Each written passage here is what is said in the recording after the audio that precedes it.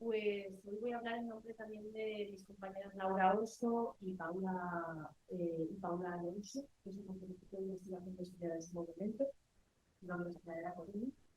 Y esto que os voy a contar forma parte de un proyecto europeo de Horizon 2020 que se llama Welcoming Spaces, que es de bienvenida, de acogida, que luego si queréis un poco más. Pero bueno, esto formó parte de una publicación que está en abierto, que la podéis consultar, que está en el GIMI, en el Journal of International Migration and Integration, y el artículo se llama Newcomers and Good Migrants, Chain Migrations and the Revitalization of Rural Thinking. Luego, si no me pregunta, vale. Bueno, en esta presentación queríamos explorar la relación que existe entre las migraciones, diferentes tipos de migraciones. La mayor parte de las que vamos a tratar son de personas que tienen relación con el extranjero, aunque algunas de ellas son nacionales, aunque hayan nacido en el extranjero, entre el trabajo y el desarrollo rural. Lo que proponemos es una visión de movilidades encadenadas. ¿Esto qué quiere decir? Hacemos como una especie de cruz y analizamos la movilidad espacial y la movilidad social. Nos movemos ahí. Y aparte queremos un poco superar que muchas veces las migraciones se trabajan desde el inmovilismo, cosa que es bastante curiosa, y lo que queríamos hacer era un poco encadenar pues los aspectos históricos y los aspectos pues más nuevos de las migraciones, o sea, las migraciones históricas y las migraciones recientes, y también cómo se articulan con la desvitalización, con los procesos de desvitalización o revitalización rural y migraciones tanto internas como internacionales. Entonces es como una cadena, ¿no? Todo. Ahora profundizamos. Lo que queremos argumentar es cómo la naturaleza de los mercados laborales y los límites que imponen a las personas en movimiento podrían también estar influyendo en estos procesos de revitalización de territorios determinados. Somos la rara avis de las sesiones porque somos las cualitativas. Hemos realizado pues, numerosas incursiones en terreno para este artículo en particular. Nos centramos en 4 municipios. Son municipios de menos de 10.000 habitantes, pero hay mucha variabilidad. Esto ha sido lo más complicado porque había municipios de 9.000 y pico personas y municipios de a lo mejor 125 personas, entonces ahí sí que ha sido difícil. Hemos realizado para esto en particular 109 entrevistas semiestructuradas y hemos realizado también numerosas observaciones participantes. Y el perfil de los participantes ha sido muy variado, como veis, pues desde administraciones públicas locales y también incluso provinciales regionales, personas de origen migrado y inmigrado, grupos de la sociedad civil organizada, centros educativos, empresas, bueno, muy variado. Hemos identificado también iniciativas acogedoras, que le llamamos iniciativas acogedoras, aquellas acciones que se desarrollan en el territorio que hacen que las personas cuando lleguen como influyan en que que las personas digan que les ha apoyado en el proceso de asentamiento, que hacen que se quieran quedar en Vale, vamos a los resultados. Lo primero es que hemos realizado una distribución, a saber que hay palabra como es internacional, pues, vamos a llamar pero hemos distribuido entre lo que le llamamos newcomers y migrants. Entonces, newcomers sería aquella persona, en este caso, de extranjero, que llegan en periodos menores de 2 décadas. Y no tiene ningún tipo de vinculación con el territorio, la vinculación familiar y emocional o de ningún tipo. Inicialmente, las personas migrants ahí se podrían dividir a su vez en personas que han migrado y que han vuelto, o en personas que son descendientes de las personas que han migrado y que han vuelto. O sea, por ejemplo, el caso típico de Galicia, ¿no? Pues una persona que se va a Venezuela y después pues, sus hijos, hijas y nietas deciden volver. Bueno, aquí voy a desgranar un poco más los resultados. Entonces, por una parte veíamos Ana Clara en la segmentación del mercado de trabajo, que esto ya está aprobado por un montón de estudios diferentes. Por poner uno de los casos, pues el caso de Burela, en el norte de Galicia, en Lugo. pues donde se ve claramente que, por ejemplo, en el sector pesquero, las personas que han realizado el reemplazo han sido personas de origen, sobre todo caboverdiano, peruano, indonesio, a día de hoy. Y además es muy masculinizado, las mujeres no entran en este nicho laboral. Sin embargo, las mujeres sí que están muy presentes en Burela, en los cuidados, en la hostelería, fundamentales.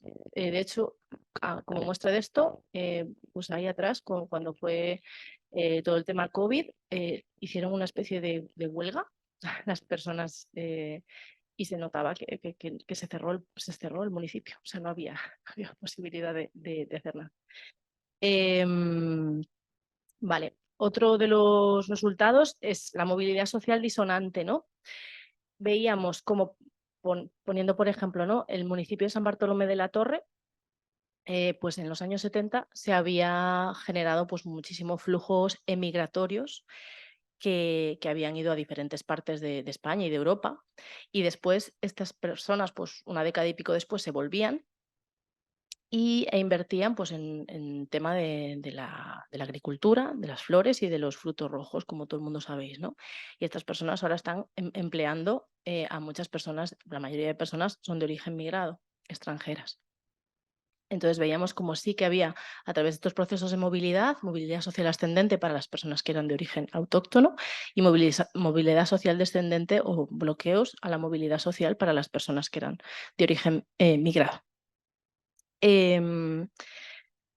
Pues eso, uno de los principales resultados es que las duras condiciones laborales impuestas a las personas migradas favorecen la lógica de la rotación. O sea, las personas no se quedan en lugares donde pues, son hostiles para poder quedarse, ¿no? Sería, como en el caso, por ejemplo, de Arenillas, en Soria, una revitalización demográfica que hemos llamado circular, porque sí que se consiguen los objetivos básicos de supervivencia del territorio, como mantener una escuela abierta o mantener el bar abierto, pero si volvemos a hacer este estudio cada 5 años a esta población o cada 10 años, las personas que están ostentando estos puestos han cambiado todo el rato, no son las mismas personas. Entonces se mantiene, pero con diferentes personas de diferentes orígenes. ¿Esto qué quiere decir? O sea, que implica, por una parte sí, vale, la supervivencia, pero por otra parte, esto quiere decir que hay una fatiga también, ¿no?, por parte de la sociedad de acogida, por parte de las comunidades de acogida, que se están enfrentando constantemente a recibir personas. Recibir personas es algo pues, que requiere un trabajo y esto lo queremos poner en valor mucho en nuestro proyecto, ¿no? Y luego también, por ejemplo, el fenómeno del trampolín, que es lo que veíamos en la comunidad en Celanova, en la comarca de Celanova. Que hay muchísimas personas, bueno, en Celanova la verdad es que es un sitio súper representativo a nivel de enlaces con migraciones, porque creo que es una población que ha emigrado pues, a todos los lugares que os podéis imaginar, más representativos de toda Galicia y de toda España, ¿no? Pues desde diferentes lugares de España, de Europa, de América Latina, incluso en Guinea. Y entonces lo que suele pasar ahora, estos últimos años, es que las personas que a lo mejor han tenido pues antepasados celanoveses, pues después se vuelven a Celanova y lo utilizan como trampolín pues para llegar, para aterrizar, se pasan 1 añito, 2 añitos, pues un poquito viendo a ver cómo es el panorama y reemigran otra vez pues a otras zonas, a otras ciudades españolas, se van a zonas urbanas. Veíamos, por otra parte, la revitalización del territorio a través de los vínculos con las raíces. ¿Qué es esto? Pues que también en Celanova se daban muchísimas iniciativas emprendedoras, ¿no? Y eran casi todas las personas que emprenden en Celanova a día de hoy son descendientes de personas gallegas que se habían marchado. ¿Qué factores hemos visto ahí que son relevantes? Pues, por ejemplo, la socialización en temas empresariales. Eran personas, la mayoría, que venían de familias que habían emprendido en Venezuela. Eran personas gallegas que habían emprendido en Venezuela, esos hijos, hijas, nietos, nietas se habían socializado en esto y a la vuelta habían emprendido en Venezuela. Pero también había otros factores muy, muy relevantes y que tienen que ver con las políticas, como por ejemplo el que tienen pues un estatus jurídico completamente diferente a personas que llegan sin tener relación, pues ya eran personas españolas, tenían documentación jurídicamente, pues eso, válida para el acceso de sus derechos, ¿no? De lo que carecían, y eran una de las cuestiones que nos planteaban muchísimas personas a las que entrevistábamos, que yo quiero hacer, yo no puedo hacer, no tengo acceso a derechos, ¿no? Entonces, gran dependencia de la situación administrativa. Y ya para ir terminando, como conclusión, orientaciones futuras, pues eso, que la revitalización sostenible pasa por estas iniciativas de acogida o que habíamos identificado, estas 21 iniciativas que ya os contaré si queréis pues en el café o donde queráis. El apoyo institucional, la importancia del apoyo institucional de tipo integral y no parcial, porque la mayoría de las cuestiones que hemos valorado en este trabajo pues, estaban basadas en argumentos de personas migradas como utilitarias, ¿no? Como herramientas para que pues no se cierre el pueblo o que continúe pues las empresas vivas, ¿no? Y veíamos cómo las personas newcomers, nuevos vecinos o nuevas vecinas y Road Migrants experimentan las posibilidades de emplacement, que es un concepto que intenta superar el concepto de integración, porque le añade además una dimensión de desequilibrios de poder y de relaciones, y muy centrado en las relaciones y las conexiones sociales, ¿no? Que esto muchas veces adolece pues el concepto tan utilizado, ¿no? Y manido de integración. Y vemos cómo efectivamente las dinámicas laborales y las políticas en las que se sustentan juegan un importante papel en ello. Y más allá, ¿no? Que el marco de políticas migratorias apoya la temporalidad. El marco de políticas migratorias que existe ahora mismo no apoya el asentamiento de las personas, sino todo lo contrario, personas migrantes, sino todo lo contrario, ¿no? O sea, se hacen, pues eso, las políticas migratorias se vinculan a políticas pues eso, muy de empleo, muy laborales, y esto pues obviamente en este contexto en el que hemos descrito pues no favorece para nada el asentamiento. Y bueno, tenemos necesidad de incluir otros territorios obviamente en el análisis y profundizar en diferentes perfiles de personas migradas, porque vemos que hay una gran diferencia entre orígenes y otras muchas variables, ¿no? Que hemos visto que pueden ser de relevancia para estudios futuros. Muchísimas gracias por organizar para toda la gente que está organizando y participando.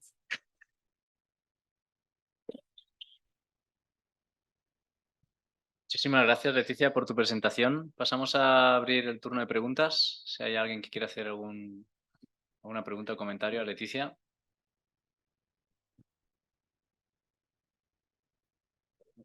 ¿Por qué seleccionasteis Galicia, Castilla-La Mancha y Andalucía?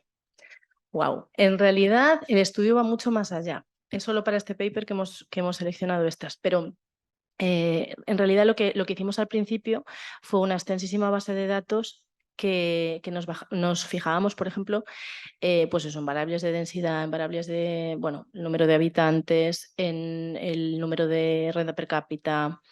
Excluimos algunos lugares, pues por ejemplo, pues regiones enteras, precisamente por esa variable de renta per cápita.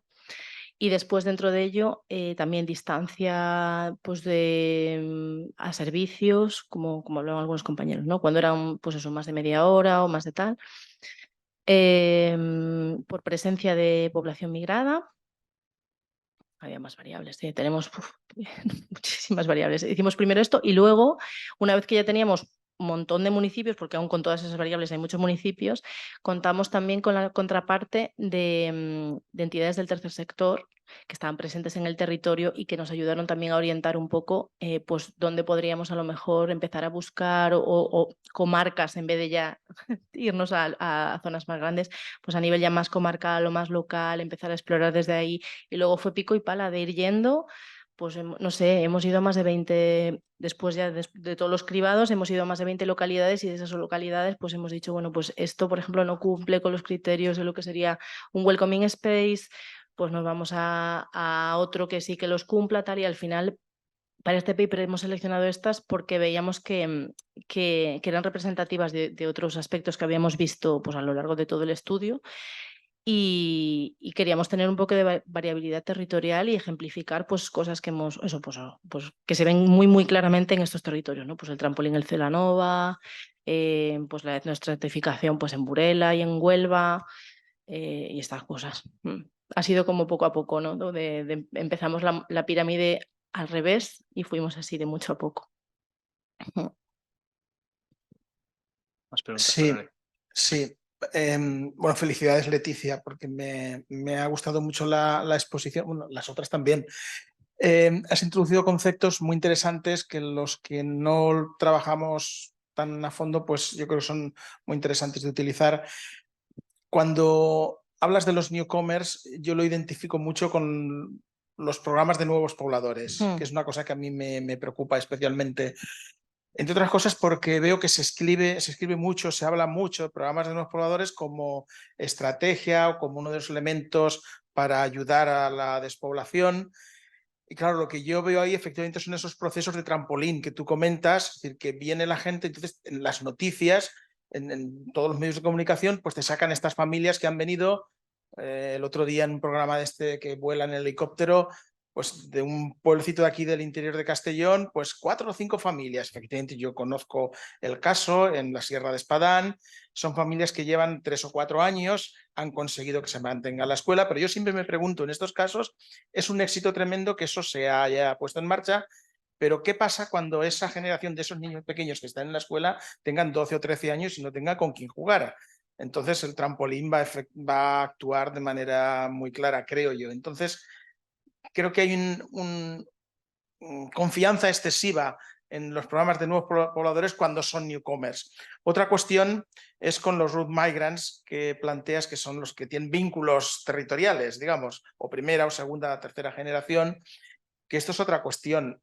Y ahí, bueno, yo creo que hay probablemente más margen, pero no los identifico tanto con los programas de nuevos pobladores. Entonces, esto es gente, al menos en esta comunidad, hay gente que tiene vínculos, pero que son vínculos de fin de semana, de vacaciones, de mantener la casa. En algunos casos hay algún emprendimiento. Este fin de semana, por ejemplo, pues me encontré con una pareja que sí, nosotros vinimos al pueblo de mis padres, en Villores, un pueblo muy pequeñito, con la pandemia y hemos decidido quedarnos aquí haciendo teletrabajo. Estupendo. Y ahí había eras un root migrant, ¿no? Pero eran vínculos de segunda generación, pero que son casos, yo diría que casi excepcionales. Lo que en estos momentos más estamos encontrando son los newcomers, y allí habían familias de pakistaníes y yo me preguntaba, ¿y cuánto van a durar estas familias? Y la percepción que yo tengo y lo que pude ver es que poco. Es decir, que son 2, 3, 4 años y el momento en que o no tienen calidad de vida, la calidad de vida que esperan, no cumple sus expectativas de vida, que cada vez más se van asemejando más a los de la población que los acoge, pues tienden a huir hacia otras áreas urbanas o periurbanas o intermedias. Entonces, me da la impresión que ahí el margen de maniobra para las políticas que se basan en esta idea, yo creo que es reducido, mucho menor de lo que se suele leer y escuchar, esa es mi percepción. No sé cómo lo ves tú. Sí, sí, yo estoy de acuerdo, yo estoy de acuerdo. Es que es una de las cosas también que queremos contar, ¿no? O sea, que realmente se han puesto muchas esperanzas y muchos tal en personas sin ningún tipo de vínculo y personas pues bastante ajenas a las comunidades. Vemos que, bueno, en el caso de las Welcoming Spaces son lugares que han incitado interés para que perfiles que habitualmente son perfiles temporales se acaben quedando y acaben pues decidiendo compra de vivienda y esto. Por eso son un poco particulares estos lugares que al final hemos ido identificando, ¿no? Pero en general lo que hemos visto es esto. ¿Qué pasa? Que hemos visto también que desde a nivel municipal hay lugares que de alguna manera son conscientes de esas limitaciones temporales y que se han adaptado, por así decirlo, el modelo de acogida a eso. Entonces, o sea, hay un alto grado de autoconocimiento en esto. O sea, esto al final es un microdiagnóstico, ¿no? Al final hemos encontrado comunidades que han hecho su propio microdiagnóstico, son conscientes de que en los últimos 30 años lo han venido haciendo, ¿no? Entonces, son conscientes del tipo de perfil al que les interesa estar ahí, cuánto tiempo les interesa estar ahí, y lo hacen de una manera pues que les generan las menores interferencias posibles. O sea, no buscan que se asienten a toda costa porque es algo que lo ven como antinatural, porque es esa misma, por ejemplo, estoy hablando de Arenillas, por ejemplo, pero pasa en otras. pues eso, en Arenillas son conscientes de esto y son conscientes de que la propia población de Arenillas ha sido muy móvil y sigue siendo muy móvil en muchos aspectos, ¿no? Entonces, como que lo han adaptado y es para que le cause el mal menor también a nivel... Y eso en sí mismo, pues tampoco es visto así y tomado así con esas tal, tampoco tiene por qué ser negativo en este caso. Que sí que es verdad que hay otros lugares donde al final lo que se genera, pues son, al final se generan, pues, no sé cómo decirlo, pero se resquebraja un poco la cohesión territorial precisamente por esto, hay una fatiga, ya se ve de otra manera las personas que llegan ahí, sí que habría que a lo mejor replantearse y a lo mejor pues más que nada pensar en un horizonte común para cualquiera de las personas que vivan allí, ¿no? La fatiga, yo lo he visto haciendo entrevistas con empresarios. También. Empresarios que hacían un esfuerzo de traerse gente, de legalizarlos, y a los 2 o 3 años se les iban a venir otra vez. Porque muchas veces... Pero porque muchas veces tampoco se cuenta con las trayectorias migratorias de las personas, ¿no? O sea, lo que intentamos también un poco poner aquí en discusión es eso, ¿no? Muchas veces se hacen planes, políticas y se hacen pues incluso programas de acogida, pero sin contar con lo que las personas que van a ir ahí quieren hacer o sus proyectos de vida, ¿no? Porque si desde el minuto 1 se sabe que esa persona pues tiene aspiración de vivir en otro lugar o de hacer otra cosa, pues se harían las cosas diferentes. Cuando a los 2 años pues quieren más cosas. Claro, pero eso es porque se hacen en contextos pues ya obviamente de urgencia, de crisis, de desesperación, más bien como un refugio, ¿no? Como una opción. Por eso, claro, obviamente que te van a decir eso, porque hay un juego de poder, ¿no? De quién tiene pues eso, los medios y la supervivencia. Entonces a eso, claro que juega. Por eso decimos que cuando aquí hay o sea, son situaciones de alta precariedad de las personas donde realmente no hay esa opción de decidir, ¿no? A lo mejor si realmente hubiera una opción de decidir y las condiciones laborales no fueran las que son y no se llevara a las personas del extremo, pues para llegar a la situación de tener que estar en una especie de refugio vital, pues a lo mejor se podrían hacer las cosas de una forma pues más libre, ¿no? Y que tuvieran unos resultados diferentes. Al final la gente que vemos que se quedaba en situaciones, en lugares así como de más hostilidad o más tal, eran personas de estas que le llamamos de goteo, porque da igual lo que pase, que esas personas se van a quedar ahí y van a permanecer y van a luchar porque lo han decidido, porque son perfiles muy concretos, pero que es el 0, algo por ciento de población, que el resto de la gente en cuanto tal se va.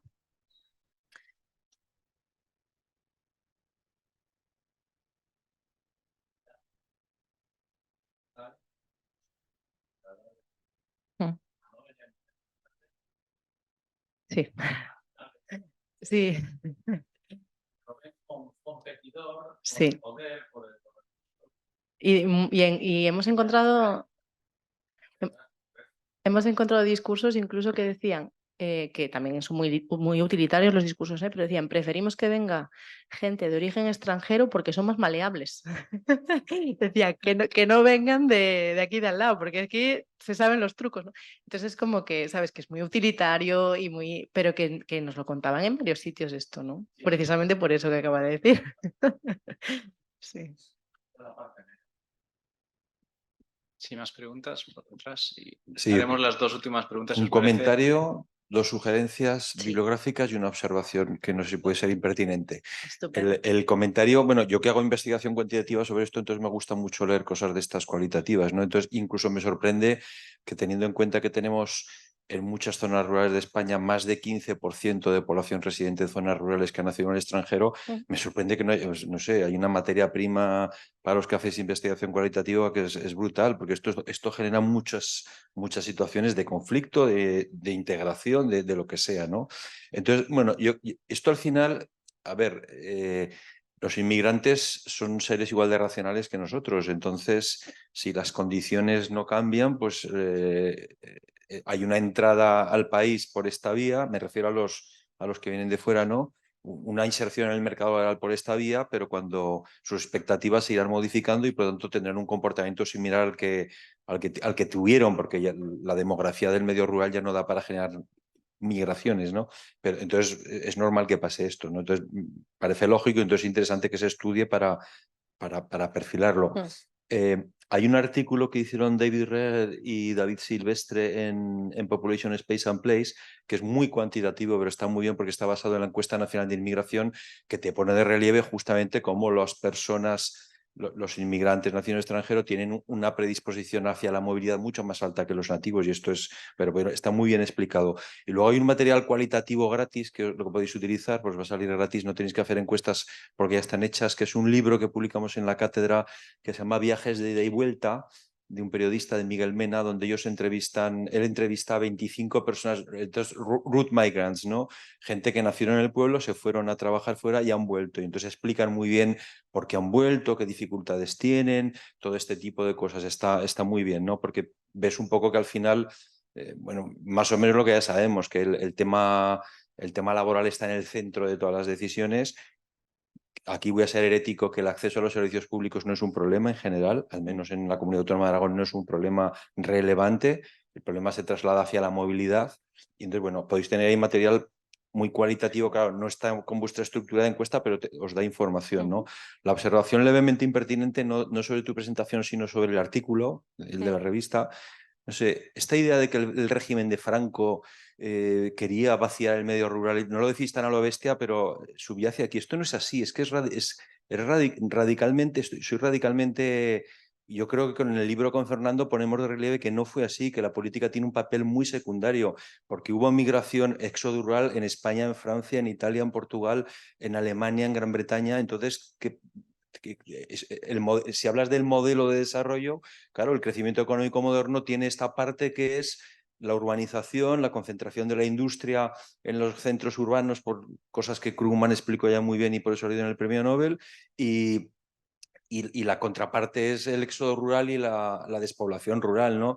Pero vamos, Franco hizo muchas maldades, ¿no? Ejecutó mucha gente, creó una guerra civil, pero en fin, ni siquiera tenía una voluntad de esto. Es más, en los años 50, la política franquista y especialmente el falangismo ven con muy malos ojos la inmigración rural urbana. Hay películas interesantes que justamente tratan de mostrar que las ciudades son un antro de corrupción, que la gente no tiene que ir allí. Recordemos que a los inmigrantes andaluces que iban a Barcelona los deportaban a Andalucía en los años 50. Saltaban del tren antes de llegar a la estación porque si los pillaban los deportaban. Es decir, no hay una voluntad del régimen de vaciar. El modelo de crecimiento capitalista es así. ¿El régimen hizo alguna política compensatoria? No. ¿Hizo Italia políticas compensatorias? Sí. ¿Ha ocurrido más o menos lo mismo? También, porque la capacidad de las políticas para modificar estas tendencias es fuerte. No, me preocupa un poco que traslademos esta idea de que el franquismo hizo muchas cosas, pero su responsabilidad en la despoblación rural me parece bastante limitada. Esta era la observación impertinente.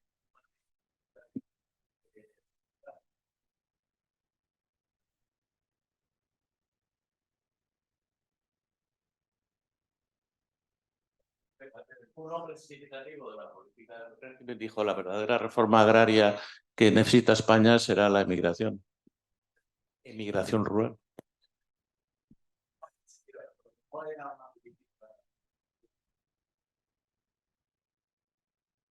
No sé si teníamos una última pregunta, pero tiene que ser muy, muy, muy, muy breve. O quizás nos la guardamos para la comida, si os parece, porque ya tenemos una horita, a las 3:30 tenemos que estar de regreso aquí.